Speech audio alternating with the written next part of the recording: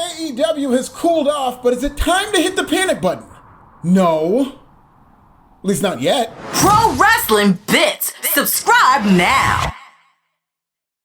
Once upon a time, AEW was in firm control of the wrestling wars. Despite a 70-year head start and all the resources in the world to dispose of them, WWE has been mystified by AEW throughout most of AEW's existence.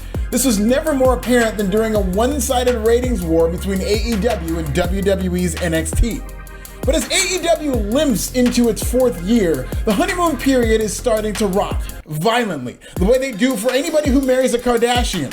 With Papa H back to father the internet wrestling community and many of its darlings, Triple H is sunning Tony Khan out the gate. This time last year, AEW sold out Arthur Ashe Stadium and was outpacing WWE in New York ticket sales. 1 year later, WWE has the edge in ticket sales, and Clash at the Castle is expected to outdraw WrestleMania 38. WWE's ratings are on the rise due to curiosity in the Triple H era, and they just came off another quarter with record revenue numbers. This trend will continue when WWE gets a massive TV rights increase in 2024, the year a lot of key AEW contracts expired. Everything is coming up WWE, leading to increased pressure for AEW to be perfect, fair or not. Unfortunately, AEW is far from perfect right now.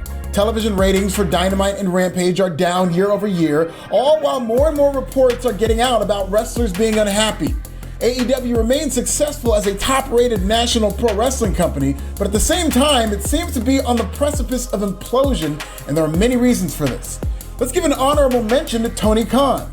Just as Tony Khan was praised for the ongoing rise of AEW, he also needs to shoulder the blame when the company falters. All eyes are on Tony Khan and his leadership abilities in a time where he now has to deal with big egos, little patience, and expiring contracts.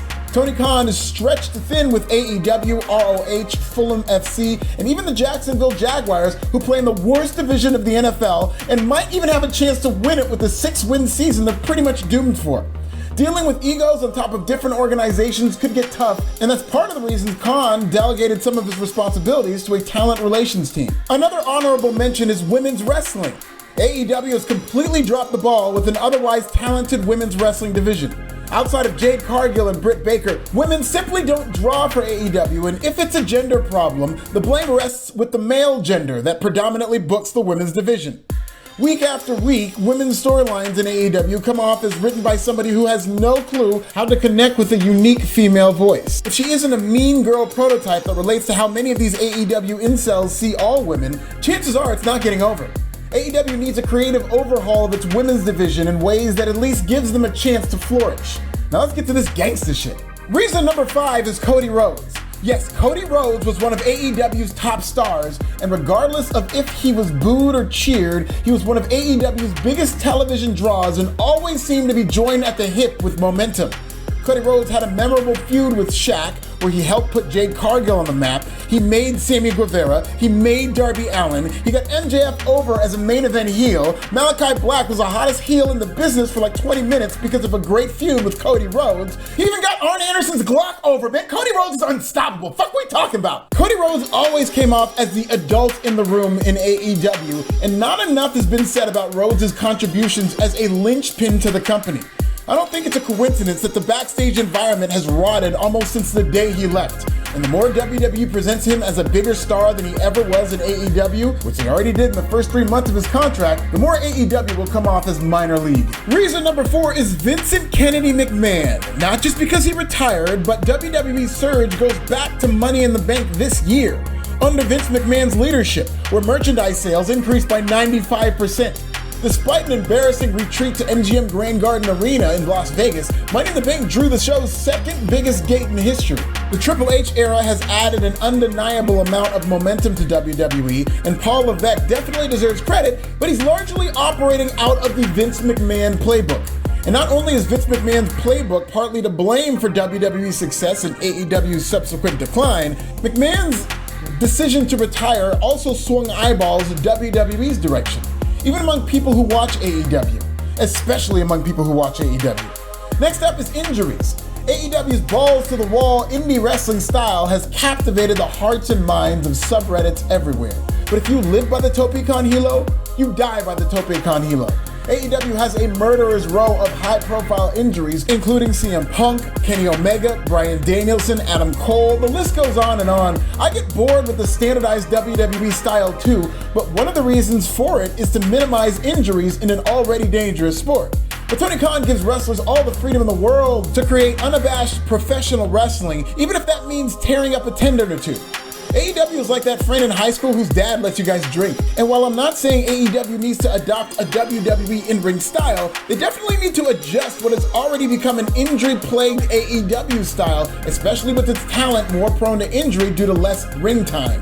Dog-whistling AEW storylines and angles have worked to sabotage AEW. MJF cut a work-shoot promo on Tony Khan in a confusing, elaborate, line-blurring storyline. One that has confused so many people as to whether or not it's real, AEW might be better off abandoning the MJF work-shoot narrative and just have him return as the money-drawing heel he was before he no-showed at FanFest. While AEW was promoting the Forbidden Door to a male hardcore wrestling audience, they did male hardcore wrestling numbers. The 761,000 viewers during Road Rager on the build to Forbidden Door was their worst number in over a year, as AEW succeeded in alienating its more casual viewers. AEW hasn't quite learned its lesson as it continues to lean into playing to the hardcores.